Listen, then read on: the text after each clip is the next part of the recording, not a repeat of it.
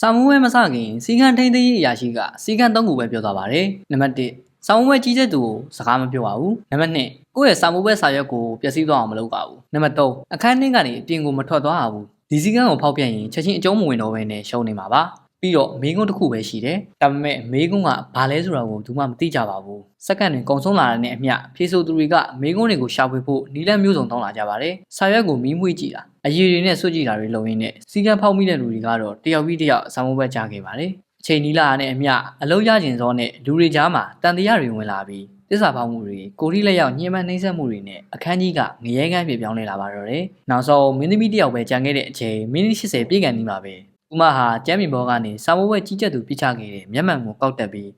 စာရွက်ကိုသိချပြန်ကြည့်လိုက်ပါတယ်။အဲဒီအခါကျမှစာရွက်ပေါ်မှာ question 1ဆိုတဲ့စာလုံးသေးလေးအောက်မှာပဲ